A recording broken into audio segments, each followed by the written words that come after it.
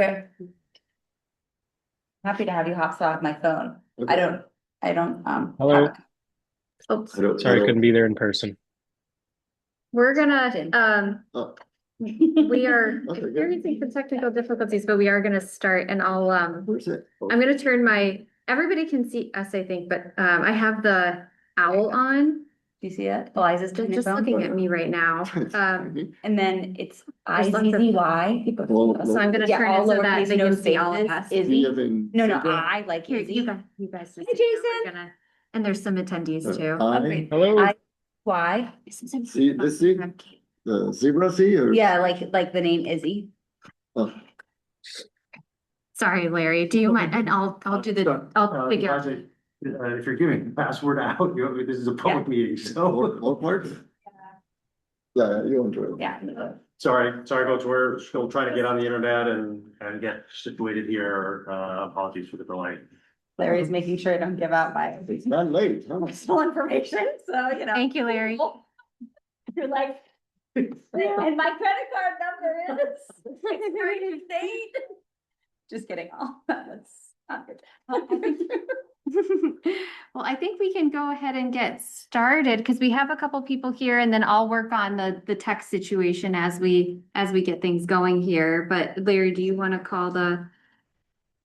Welcome, everyone. Thanks. Let's get started. This is January 2026 meeting of the City of Somerville Interim Climate Action Commission. I got all those details right. Are we still in? We Yeah. are still in. We're still on, yeah. Good question. So let's start with some introductions. Why don't we start at this table and go around, and then we'd love to get participants to introduce themselves if they're able as well, and if we're able to figure out the technology, which might be another step. So I'll just start I'm Larry Yu. I'm chair of the Interim Climate Action Commission. I live in Davis Square, and by day I work at the Bridgespan Group. We go clockwise. My name is Eliza Johnston. I'm a commissioner, live in the Davis Square area as well, and I'm an economist at ICF. Do I need to do something here? Or, no, you should be. No. Hi, I'm Ramon Bueno. I live in the Brick Bottom Buildings in Ward 2. I've been a member of the commission for a number of years, and I'm retired. And hello, I'm Christine Blaze. I'm the director of Mayor's Office of Sustainability and Environment for the next 48 hours. And hi there, Kate Bossingham, recently changed my last name for anyone who's paying attention. Thanks. And I'm the staff liaison for the committee. Thanks. Great. I'm sorry. One more. Hi, Alexis Hochberg, also a commission member, and I live in Tisper, and I'm also the clerk, so I'll be taking notes. Great. Thank you. Did Jason go? No, not yet. Okay, and Jason, do you want to introduce yourself? Sure. Hi, everyone. My name is Jason Behrens. I'm an innovation specialist with Somerville Public Schools. I work out of the curriculum office. I've been helping to co-lead the climate change education initiative in the schools, and I've been working closely with the Office of Sustainability and Environment, particularly Emily Sullivan and Naomi Gross. Great. Can we turn them up just a little bit, Matt? Yes. And then we have a couple folks joining us too. It looks like we have 6 attendees. So attendees are not required to introduce themselves, but we will allow everybody an opportunity to talk, and you can introduce yourselves, maybe how you heard about the commission and where you live in Somerville. Yeah. So we'll start with you, Ariel.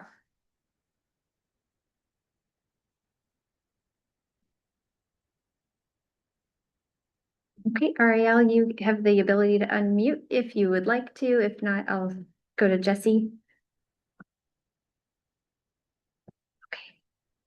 Okay, Jesse, if you'd like to introduce yourself.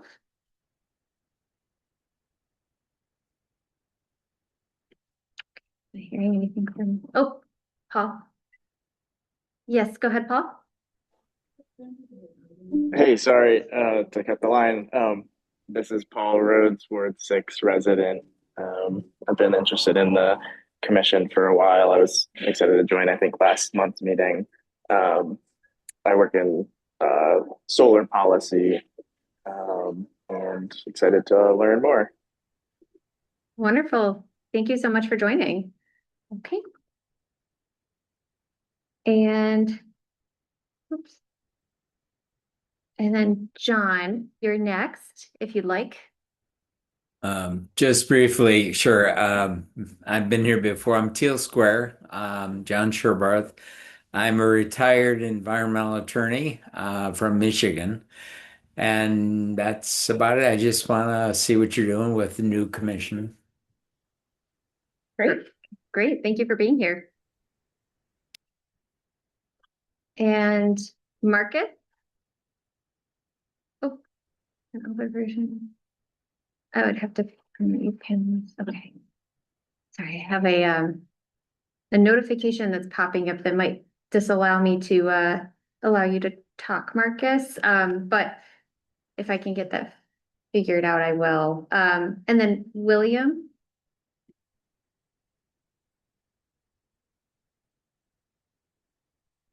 If you'd like to introduce yourself.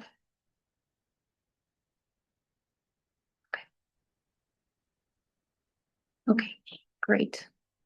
I will put William back on mute. Let me try Marcus again. Looks like there might be an older version of Zoom being used, which is kind of limiting the ability to speak. But Marcus, if you'd like to use the chat feature or reach out via email or text to us, we'd be, happy to, convey your remarks to the group too, if you have them, any as we go through the meeting here. So great. Okay, so I think that concludes introductions. Should we double check if they can hear well? I know that the last time we were in a Zoom hybrid, I had trouble hearing halfway across it. Oh, sure. Sure. Oh, it looks like Marcus might be able to, no, talk now too. Here, Marcus, if you'd like, you have the ability to unmute and introduce yourself.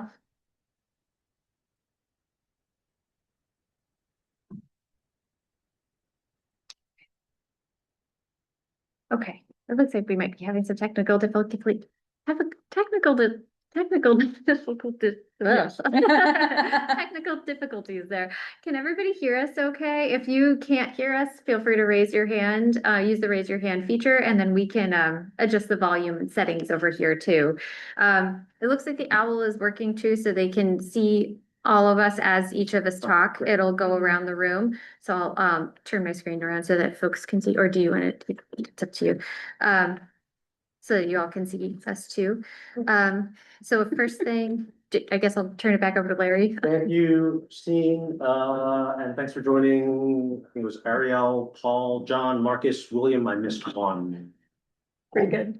Is that Paul? I missed one, but so thank you for joining. Our first agenda item is approval of December meeting minutes, which were posted and distributed. Does anyone need a moment to review them quickly? If not, I would entertain a motion to approve the minutes as submitted. Move that we approve the minutes from last month. I'll second it. Moved by Ramon, second from Eliza. All in favor, since we're all here, we can physically raise our hands. How's that? Motion passes. Unanimous. Jason also raised it. Oh, sorry, right. Yes, I see the hand raised. Sorry. Jason ex officio. Yes. Our next agenda item is to talk about the 2026 ICAC position nominations, or actually CAC position nominations, I think. So I think just an update on the process and how that's going. Well, for position nominations, my understanding that would be revoting on the chair and the vice Oh, chair. I'm sorry, I For this- was supposed to. Yeah, So this yeah, I is think the that's agenda ICAC item. officer position nominations, right? Okay, sorry. We get to nominate you again? I am open to the idea if you so deem Yes. appropriate. Yes, I will second that nomination. Should we run through all nominations first? Yeah, we can Yeah. approve the slate. One Yeah. vote, like. Yeah. Validly. Yeah. Okay, any other nominations for chair? I have a question. Is it for, what is the term that we decided on? I can't remember. 1 year, I 1 think. year. Yeah. Yeah. Yeah, I believe the bylaws say like every January of every year, you have to revote on the chair and well, all the positions. So that's why we're doing it this first meeting of 2026. Hearing no other nominations for chair, any nominations for, I think there's a vice chair. I'll nominate Ramon. I could nominate others, if I see any volunteering. Sorry, I have another question. This is just for the interim commitment, Right. because we can also renominate people Correct. once we have more. Correct. Yeah. Important one. Good point. Any other nominations for vice chair? Seeing none, any nominations for clerk? I'll nominate Alexis. I can be clerk for a couple of months. Yeah, exactly. When, she will have an expiration, Yes, so yes. this, we'll take it while we can. Okay. Any other nominations for clerk?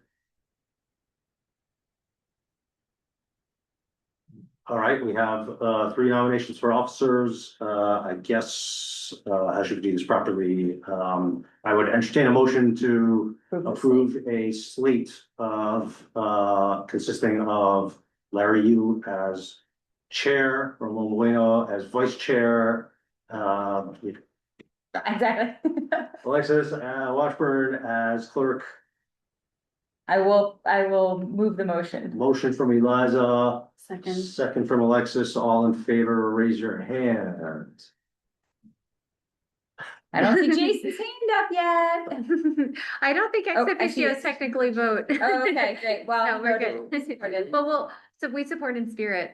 Yeah, okay. These go through, they last through when? Until we have the CAC. 1 year or until the CAC gets nominated, gets put into place. Motion passes unanimously. Congratulations. Except for Eliza. It's fine. I'm really happy. I don't feel left out at all. Great. So sorry, I jumped ahead. So the next agenda item is outreach for the Climate Action Commission, not the CAC. And the process, as well as, you know, so where are we on the outreach process? And then we should probably talk about a process for evaluating Yeah. patients. So this first is where are we on the posting? Sure. So the posting is with communications. They typically review the posting. I think there were policies put in place by the Valentine administration for in terms of like form and content, even like wording of the postings, and they were uniform across all the commissions. So that's how we submitted it. I think as we noted in past meetings, we wanted to add a little bit more detail about the commission itself. So they were in process of reviewing that. And I imagine, you know, the new administration will probably want to take a look at that too. Once, and typically the process has been once they review it, then it goes to the Summer Viva Office of Immigrant Affairs to translate, and then it's posted for 6 weeks. And then we'll conduct interviews. So we're just waiting for the review to be completed. Is there anything I missed? Is that? Yeah, I think just also recognizing, like, I know this has taken longer than we would have hoped, but we're also in a period of transition a little bit. So we want to make sure that everyone that like wants to have input on it has a chance to do that, like with the posting. So I think we could ask for patience. We're working on it. I think also the communications team has been quite busy, obviously, with everything that's been going on. So I think it's top of mind to try to get that moving in the next couple months, and we'll do our best. So the most likely is in a couple of months, it's ready to post. And then it's open posting for how long? 6 weeks. 6 weeks. 6 weeks. Was the previous policy. So, and policies, you know, they can kind of switch, right, at the mayor's pleasure. So we're not totally sure what the new template will look like, if it will change, if it will stay the same. So yeah, we're just asking for a little bit of patience there, and you guys have been really gracious so far. So thank you. I know we've had this for a while, but yeah, I think it'll be worth the wait, and we'll be able, once we're able to post it, I think we started to talk about a really good outreach plan for that. Okay. And we have two different tracks too that we're working on with Naomi, and Jason with the schools and Mhm. advertising for the youth positions. And we have lots of connections with Tufts University too, and the other universities in the area. So we'll be able to, I think, post for the 18 to 25-year-old position for the commission too. And then we'll also be able to post for the other, positions too. So more exciting things to come. But yeah, I think they just need a little bit more time. I don't want to put like a time frame on it. I'm sorry. Like you said, Yeah. a couple of months to get it out and then Yeah. 6 weeks. So. Yeah, typically Soya takes about 2 weeks for translation. So once it goes to them, yeah, I think the posting should happen pretty quickly. Okay, And we have, I think, just to refresh everyone's memory, for people who aren't here, we have kind of some flyers we've put together, both for the youth position and for the more general membership positions that we'll be able to like share out to all of our networks. And then there'll be the position posting. We did some work on that outreach plan where we all kind of brainstormed organizations that we'll reach out to, both OSC through city channels, and then also I think some groups that would be great for you all to help us do that outreach to make sure we get as many candidates as possible. Because I think we remember in the bylaws, there's a desire to have kind of like a very diverse group in a lot of ways, like geographically diverse. We might want some renters, we want business owners. So I think the outreach and making sure we can like build a committee will be really important. Yeah. Once we get that posted. Great. Yeah, it'll be awesome. I mean, I think there's gonna be, just given, I can't remember if I saw it on the newsletter or something about the number of people that, or no, it was actually the last meeting. I think Christine, you said like more people responded to the climate ambassadors application than ever before. So I would assume that we would have a robust response. And the flyers, whatever, the postings will be available in paper and electronically. Right. So, Yeah, we can make some Yeah, copies. absolutely. Yeah. any other questions on it? And we'll talk about the process for evaluating applications in a second. Any other questions on that? Posting in the outlook? Okay. So what do we do then? What do we do when we get 1,000 applications? Yeah, that, I mean, That'd be a good is problem there a to have. standard process that we have to like go through, or can we make it up ourselves?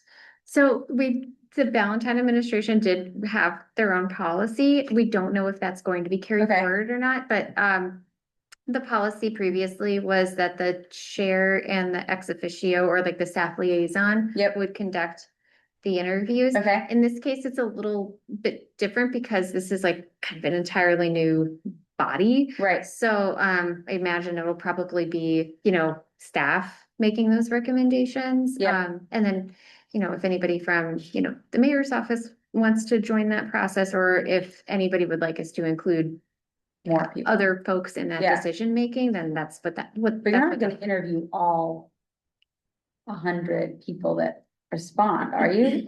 Or yeah, I mean, sorry, is So- is the interview process the first step? I think the answer is just no. Okay, that's what I was clarifying. Oh, okay, yeah, no, Okay, I think in the past, we've done kind of a typical kind of culling of reviewing of great, applications great, where, okay, great. yeah, yeah, and it's been based on, I think this is a little bit different because we are advertising for 13 at once, and it's a pretty broad, right? Yes. Kind of pool of like categories that we're looking for. In the past, I think we've only ever went out for 2 at a time, and Mhm. those job descriptions were like very specific. It was like somebody for policy, somebody for Right. buildings. Yeah, so this might look a little bit different, but yeah, typically we take a first pass and then we'll do an interview. In my time here, we've never had to do like a second round interview. I don't Okay. think, but Larry, both of you have been here longer than me, so. Yeah, I mean, during the early, phase of this committee, it was like literally pulling teeth to get people to apply and show up. So we never had to turn people away during my tenure vetting people. Oh, But I think that's it's a a good problem to have. testament, yeah, it's a testament to how much the commission's grown and how much interest has grown. It's great. Yeah. It's a good problem to have. Yeah. And if, for what that's worth, like, for folks that are, hearing this and are like, you want to be one of those 13, in those 13 spots, I would say that even if it doesn't work out for any number of reasons, if you're not available on this night or, on a consistent basis or something like that, we always have the ambassadors program. We always have volunteer opportunities. The city has an incredible volunteer coordinator that can help to connect you not only with opportunities in OSC, but in other departments. So there's always something to do for sure. And our team in particular, any given year, we're attending 100 events, including, commission events, focus groups, outreach events. So yeah, no shortage of things to do. If this isn't the right fit, we can definitely figure something out. Yeah. So also just noting that current interim climate action commissioners are encouraged to apply. Absolutely. And so just point that as well. We'll think about it. Yeah. Under advisement. Now, the final step is, once the interviews go through and the final selection, is that when the final selection goes through whatever the subcommittee in the city council that has to do a final touch base interview? Yeah. So I guess to kind of continue on that thread of, I'll just use like the current process just for simplicity. So, we'll get it approved, we'll translate it, we'll post it on all mediums, we'll work, youth track, adult member track, business track. We'll make sure that we're advertising to everybody, and then for 6 weeks, and then we'll go review the applications, we'll interview, the top candidates, and then make those recommendations to the mayor's office, and then with their approval, that goes to the city council, be introduced at a city council meeting. We wouldn't need to be in attendance for that meeting. We would need to be in attendance along with the applicant for the appointments committee meeting, where the person that is being appointed and the staff liaison and or the ex officio to the commission will attend and speak to that person's qualifications. That person can introduce themselves, share a little bit about their background, why they're interested in the commission. And then the appointments committee will then have the opportunity to ask questions. And sometimes it's kind of fun. Sometimes they like to get in the weeds. So it's kind of fun. And then the following council meeting, that's when we again wouldn't have to necessarily attend that meeting. Typically, that's when the city, as long as there's a favorable report out, that next city council meeting, that's when they would be approved. And then they would take the conflict of interest training, which is an online training for about like an hour. And then they would make an appointment with the city clerk's office to get sworn in. And then they would officially become a member of the commission. So it can be a fairly long process, start to finish. I think it can take like 6 to 12 months. So the appointments committee doesn't necessarily meet every month. So, but well worth it, I think. Well, I don't want to speak for members of the commission, but it's a great commission in my opinion. So, So then do we think realistically we're like by December? We'll have a. We would, yes. I would hope so. Okay, no, I mean, I didn't quite realize that once the selection was selected, it could take that long, but I mean, given that it could take us through like at least the second quarter of this year to get everything out, it could take us till the fall. Yeah, it could take us to the fall. I mean, I think fall is realistic, it's possible. Certainly the end of the year. Alexis is like, I'd like to rethink my clerk position. She has another. It's part of our bylaws that she can delegate. Yeah. But like I don't know if we're talking about a slate of 13 members, like we might be able to nudge the appointments committee to move a little quicker. Yeah. To say like, we are not commissioned until you guys look at these 13 people. Yeah, Hope so. So like there might be levers we can pull to. Okay. delegate that a little bit. yeah. yeah. Agree. Might.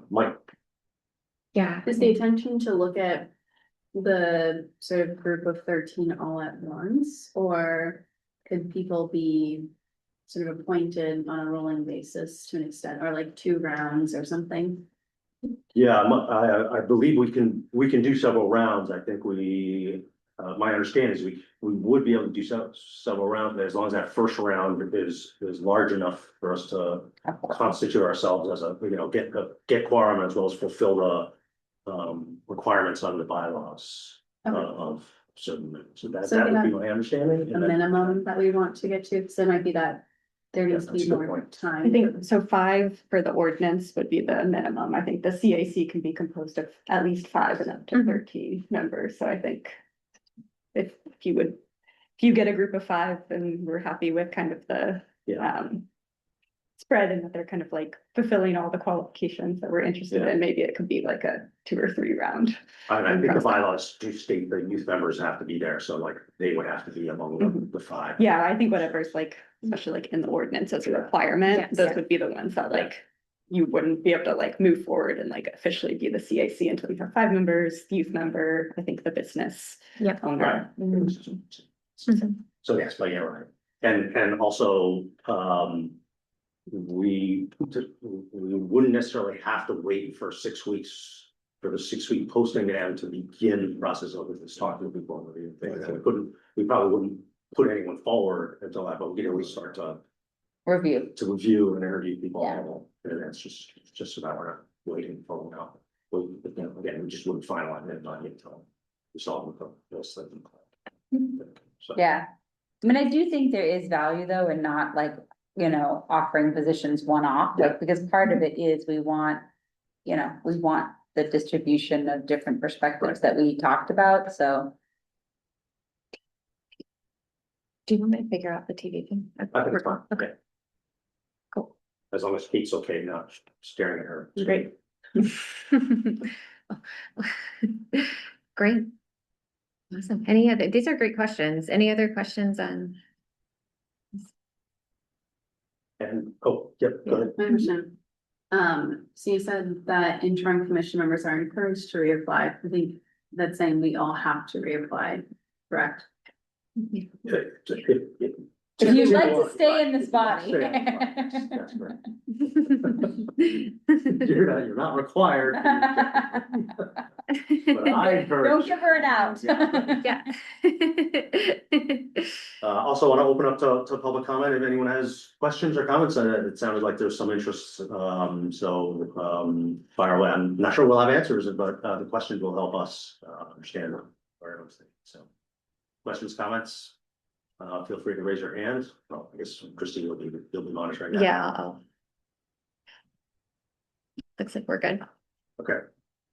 Okay, sounds good. Thanks for that. Moving on, what do we have here? Oh, discussion about Jason's presentation from the last meeting on climate curricula in Somerville public schools. Yeah, I think this was the intent here was just to do a follow-up on the conversation to spark other questions or discussion. I think he went all the way through the presentation itself, right? So they don't need to revisit that. And it was attached in the agenda for anyone who's interested. Yeah, I think last time we met, there was some interest from the commission of like, continuing the conversation if it's kind of sparked any ideas or any other questions from commissioners, or, Jason yourself, if there's any things that you've thought of since then, that you want to bring up, but we just wanted to make the space on the agenda to talk through the partnership with schools for 2026 to see what that might look like.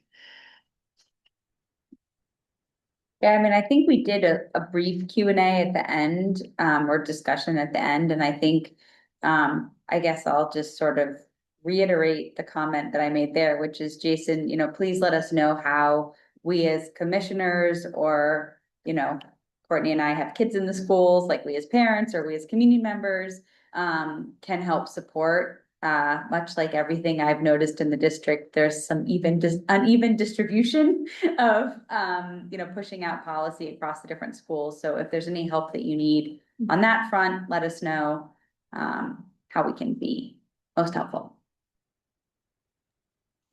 Sure, yeah, will do. I'll just note that the city is planning to move forward with a grant application that would potentially, I mean, it's still in the works, but basically the idea is to create like a civics engagement lab with the main focus being climate action. Um, this would be at the high school during the Wednesday 1:45 to 3:30 block of time, with the hope that it would expand, across the district in a lot of ways. We have a great foundation sort of in place to really expand this work. Um, but we're still really just at the beginning. We're only this is the third year I've been working with Emily Sullivan and now Naomi Gross, and so we're just setting the stage. But this will be this will be a next big step. And so for all of you commissioners and folks watching at home or attendees, be thinking about that time frame, and sometime in the future, that might be the first ask is, would you be willing to be a guest speaker or help facilitate a discussion, especially coming at it from your point of view and your work? Um, hold on, Dave. Hold on. That 1:45 to 3:30 at the high school, certainly that there you may need to go through like a query process, a background check. But we'll figure out all the details in the future, but that is definitely a time in the week and time of day that we would need support from you all. Certainly there'll be other opportunities in the K-8 classrooms as well. But that's definitely something to put on your radar for now. Great. So the 1:45 to 3:30, that's Like, on a like- particular day or So daily? that's on Wednesdays, the high school has early release. All of the teachers and most staff around the district are in what's called common planning time, which is fabulous. It's also a great opportunity because a lot of students, there are no clubs really that run at that time because all the teachers are busy. There's no sports generally that's happening at that time, except for the occasional sort of some coaches who are not SPS employees will have practices at earlier times. But generally, there are a lot of students who are available. Certainly, they have homework and there's some downtime that's important. But it also could be a really great opportunity for city departments and offices to set up shop at the high school, whether it's rotating or sort of like a regular meeting space, to have more young people take ownership of these opportunities that that the city's been developing for years. It's just can be difficult to make inroads into the school day. And so one way maybe we can do that is by creating this engagement lab, and looking actually at a model that Emerson used for years, the engagement lab, which was just an incredible resource. I'll mention Eric Gordon, who's a professor at Emerson. He's now at BU. Had full-time staff working on just incredible projects. Some of their customers, so to speak, were like the UN and the Red Cross. They were developing incredible games to engage people, folks living in, folks who couldn't make that 6 p.m. meeting, right, to get their voices heard. And unfortunately, because of, I think, just higher ed budget issues, kind of across the board, Emerson had to unfortunately close the lab, but that body of work still exists. It's something I think Somerville could really benefit from. And so I think it will be a higher ed public-private partnership. And really the spark is, I think, this initial grant funding that will sort of help it get off the ground. Out of school time is a really great laboratory. It's something I mentioned in my presentation. It's a great laboratory to try things out, but really the goal is, to have this kind of work happening throughout the district, across the board, in every classroom. And it's not unreasonable to think that at some point during this common planning time that's happening across the district, every single teacher and staff member could be engaged in some kind of climate action sort of opportunity that the commission could also help sort of develop. I think that would be really powerful if we had every single staff member engaged with some sort of activity, and they were bringing something into their classroom that was meaningful. But we're still sort of a long ways away from that. Maybe we'll be ready by the time the commission's fully together. It's a race. Who gets It's there a race. first? Let's say fall 2027 or 2026. We're coming for you. So it's an honor to be here, and it's been incredible working with Emily Sullivan and now Naomi too, and Christine. And thank you, Christine, for helping to lay this foundation and for having an open mind and the willingness to back all this work and to provide Emily and Naomi with the flexibility to work with me and get stand this work up. So it's really, yeah. So I just wanted to say that as well. But yeah, if people have questions or anything more about the presentation last week, I'm happy to answer them. And now we're at a later time. And sorry, I have kids in the background making noise. But you know how it is. It's just a modern meeting. No, I mean, That's right. it's great to hear these opportunities that you're describing, because I think they have a lot of potential, and it's a great way for the commission to get involved as well. Because after last week, last month, you gave a lot of information, and all I could think of is like, well, it would be really good that you're not only hearing from us, but that actually we get to hear from you as much as possible, because that'll really make it possible to make the integration improve. So keep us keep bringing things up to us. Jason, I'm sorry, I missed the December meeting, but I did run through the presentation, but I guess I had one clarification question and then one other question. The clarification question is that you have a timeline slide that says you'll deliver a detailed report and set of recommendations by June 12, 2025. And I wasn't sure whether this was a dated slide or whether the intent was 2026. Yeah, so we had a little bit more of a detailed presentation that went to the school committee ed programs. I sort of pulled some elements from that for these slides. We're working on a new version of like a full report that would both go into far more detail about the work that we've done and give you a little bit more of a view into where we're going. That's something. Oh, go ahead. Sorry. Oh, it's just the other question I had is around the key stakeholders that you list.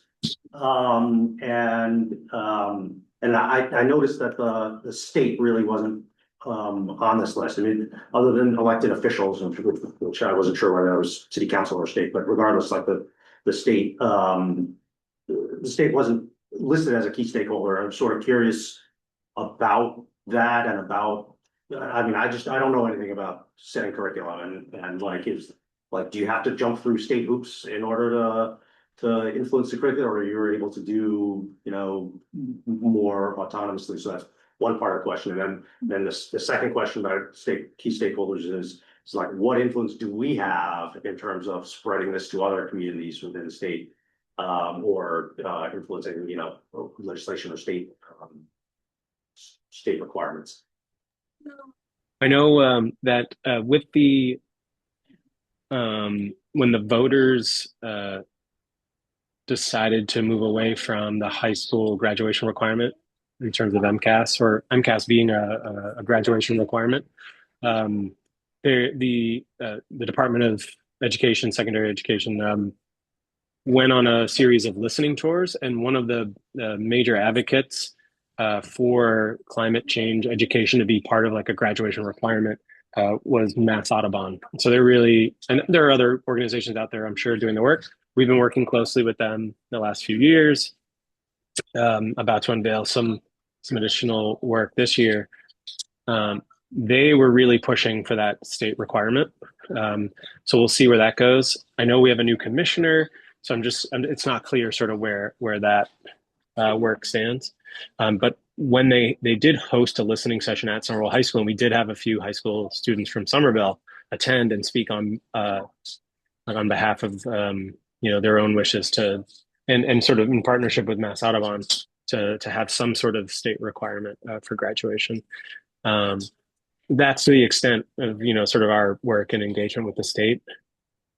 A lot of districts, there's just a lot of autonomy in terms of how you're implementing the state frameworks.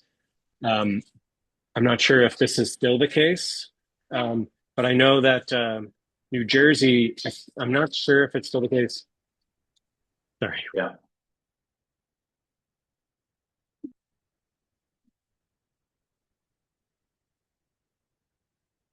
Bedtime for your assistant. Yeah. So you're not feeling A little late. I need to get them upstairs. But I will say that forgive me, I've lost my train of thought now. New Jersey Oh, had New a, Jersey has, and I'm pretty sure this is a result of Hurricane Sandy, is they have, I think, maybe the one of the great sort of like comprehensive pre-K to 12 frameworks for climate education. And so it's something we've looked at. We're in partnership with MIT Kate and Tufts especially, and Leslie, you know, in order to develop our own sort of district specific frameworks that align with our existing science curriculum and social studies curriculum specifically.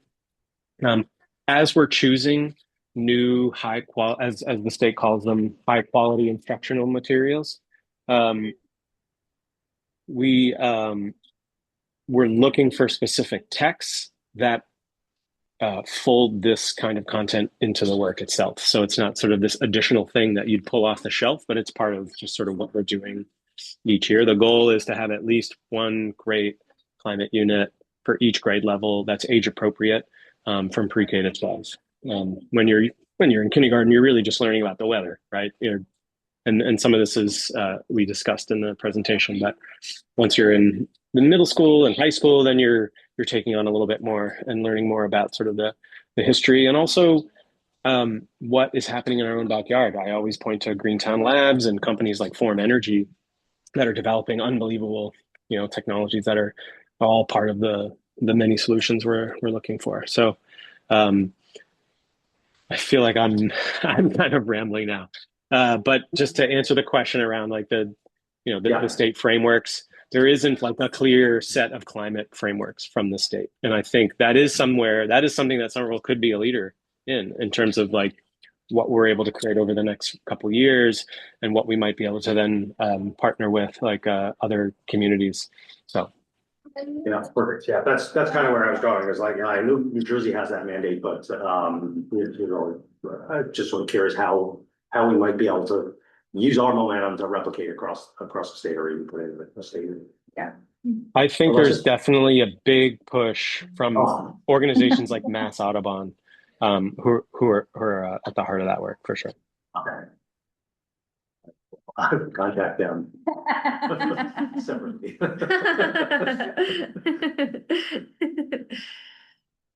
Any other questions? And I'll also open it up for public comment on progress in the public schools around climate curriculum. And Jason, by the way, I really appreciate the sort of intentionality behind the plan and all the partnerships that you put in place and all the pilots that are it's really quite impressive. So, Jason's awesome. Thank you guys. No, I appreciate it. Yeah, looking forward to getting you all a little more involved in the day to day at our schools. I'm excited to have you all in as guest speakers at some point. So thanks. I'll have to think of something to say, but It can happen. Kids love it when you come to their school. Not at all. Not at all. yeah, but again, open up to public comment, questions. And feel free to use the raise your hand feature, folks that are participating online. We'll just pause in a moment. All right, but raise your hand at any point and we will just bring you into the conversation. I guess if there were nothing else on the public schools, an update on grants and RFPs. Yes, well, Jason might have shared the grant opportunity that we were thinking about for that particular agenda item, but we're really excited about it. Yeah, and it's Who is the grant to? Sorry, I didn't get it's that. for Bloomberg. Okay. Yeah, I think it's like $50,000, and then there's like, like there's sort of a project component and there's an innovation component to Yeah. it too, so that we can kind of put plans into action. So I think it's going to be a pretty compelling project. And, I guess for like kind of the background piece on this too, this is like, yeah, Jason, and I have been working together for like 4 years, and we had this really great opportunity. He's been convening kind of like an innovation. I'm going to get the name of it wrong, but there's like an innovation club that kind of meets once a week, and he brings them together. And like, I just remember that first meeting with them and like hearing what they were talking about. And they were just kind of like whiteboarding things out, like just, high school kids just kind of thinking about like what they could do to change things, what they would want to see. And it was sustainability related. It was really great. And now, and we got the opportunity, with, the mayor's office's support to have a portion of the climate change program manager's time going towards essentially being a school sustainability coordinator and serving that function. And really, Jason, just really appreciate your partnership there in building this. I mean, it's really impressive. And I really think that it's going to be a really compelling application. So I'm hopeful that it's successful and we can just keep growing on all of these successes that Jason's been leading on the school side, and continue to support however we can. And I'm glad that we got to bring that into the commission too. And I think we have been looking for a way to integrate the commission more with schools for a while, but I think the Climate Leaders Program also jump-started that too with that requirement. So it's really nice to see like kind of that state intention meet the local need and then have that come to fruition. So I'm really excited for you guys. I think it's going to be great. And I think the application is due January 23rd, I think. So we should know, within the next couple months if we get it. Because we don't have a green team anymore at the high school, right? That I don't think we've had for like at least 5 or 6 years. Yeah. I can speak to that. There's a Groundworks Somerville group that's called the Green Team, and they often, I believe it's usually a summer job. I'm not sure what it looks like during the school year. And then there is a green club that was restarted by a new biology teacher that's gaining some traction. But it's still in the early stages. Yeah, because I remember like way back when there was the groundwork program that you're talking about, and then we did have like a separate green team during the school year, and the commission was pretty involved in that. And then it sort of got sidetracked by a green team that was specifically at the Mystics, and then it sort of devolved, and then COVID and da da da. So this is great. Yeah. Then COVID is like like the story of a lot. Yeah, I mean a lot of things. Yeah, we've been building back, I think. Yeah.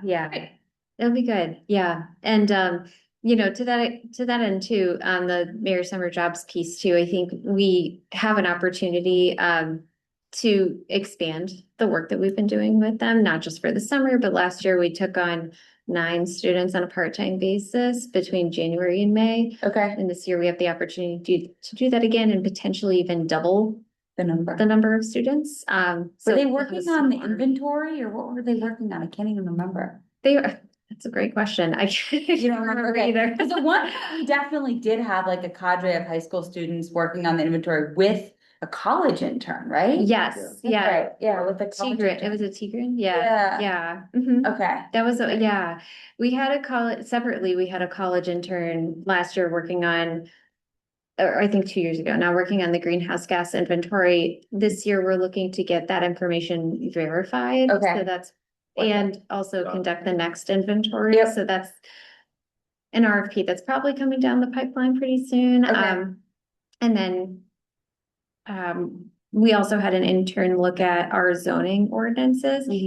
When the state passed the specialized code, it made some of those really innovative pieces that allowed Somerville to really leapfrog the state in our sustainability goals with LEED and our net zero pieces. And our resiliency pieces, it really served an incredible purpose and allowed us to generate hundreds of affordable net zero housing units, and and market rate housing units, which has been incredible. But once they passed that, it created the conditions so that there was confusion because there were two different sets of standards. Everybody Right. had to follow then once we passed the specialized code, and it preempted it in some cases. So I guess it was earlier this year, the land use committee wound up passing some edits to those amendments. And I can't remember if we talked about it at the time, but in any case, it sort of leaves these gaps in our zoning ordinance where we, again, have the chance to innovate and really lead by example and, leapfrog the state again. So we had a college intern last year also do an analysis on that and a gap analysis and on resiliency and sustainability pieces too. Right. We also had an intern, a high school intern, I believe, over the summer last year, do a visual analysis on a visual survey on our electric vehicle charging station infrastructure and the use. Yeah. Yeah, so they reported back to that and gave the presentation to our department, and it was really interesting. It definitely confirmed some things that, we kind of see, so it was a little bit validating, but then it also had some really concrete and interesting recommendations too. So, looking forward to seeing how that all comes together, especially as we expand the infrastructure. Yeah. Any other grants or RFPs? I think is the agenda item. Is there anything else to update on? We do have a network geothermal RFP that we went out to bid for it a little while ago, and now we've gotten two bids back and we'll be reviewing them. So we have a couple folks on the OSC team that are going to lead that. So we'll be sure to give updates as that comes in. That's amazing. That's for the kind of a site evaluation piece. Yeah, well, this one's a little bit different because it's looking at the financial piece Right. and ownership model Right. and and financing model. So and then hopefully putting us also in touch with those stakeholders that would Be motivated to participate. would help us fund that. That's exciting. Yeah, that would be great. That'll be really fun. Go ahead. I was just gonna ask if this is a good timing.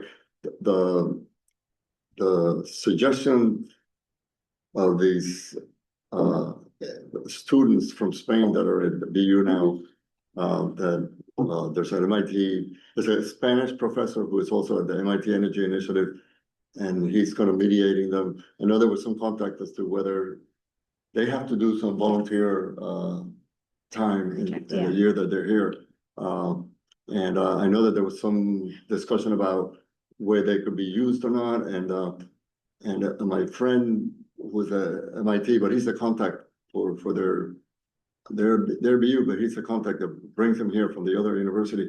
And his specialty is geothermal stuff as well. So the spring semester is an available option. So that's really people good. let me know, or whoever I will. should follow up on. I connected. I'll follow up with Sarah Lewis. I think she's a senior planner. I'll connect her with you and just make sure that we firm up that line of communication. Particularly, I think as it relates to like Assembly Square neighborhood plan and some of the. Yeah, I mean, it's an opportunity. The way he described it, they're all science and math very proficient and software and all that kind of stuff. And they have to dedicate X number of hours in the semester, and there's several of them. So it's a matter of where they could be used to just advance something that there's no staffing for, or whatever, or explore something new that's not, whatever. That'd be great. So, Yeah. okay. Yeah, absolutely. Yeah. We will not turn down free labor. What? We will not turn down free labor. Yeah. Sounds great. It's a great opportunity. Absolutely. Great. The public comment on grants and RFPs. Opportunities, perhaps, offers. Yeah. I'll take any ideas. Seeing none, we have moved through our agenda quickly, so open to, we're not supposed to take new business, but as a matter of new business, I just want to say thank you Oh, thank you. for everything. It's really a pleasure and honor. Likewise. So, and certainly appreciate the grace with which you've brought about this past 4 weeks as well. I really appreciate it. Thank you. Thank you so much. Yeah, I've loved working with you guys. My favorite part of this whole crazy journey has been working with the people. And, you know, I think we've been meeting for like almost 10 years now on this stuff, and to see from where we started to where we're at now, and we've really made a name for ourselves. And it's all thanks to you guys and your support. So I can comment on that. Yeah. I mean, when I joined the commission, you know, you're the only person who's already there. And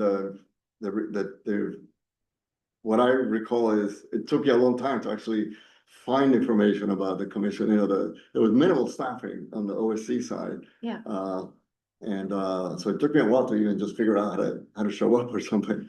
But from then, you know, then Oliver came in and everything's just expanded and moved on. And then he left, and since then it's just continued expanding. So I think it's I don't know, as someone who's only seen it, who's not only seen it, but who's seen it since many, I don't know what years that would have been. I went to my first meeting in October of 2007. Wow. So I've been about a while. So I'm just looking at the staffing on OSC Yeah. now. Oh, I compared to mean, a few years it was ago one and a half- compared to. there was 1.5 people. It was David Lutz and half of Vishtal. That's all we had. That was it. Exactly.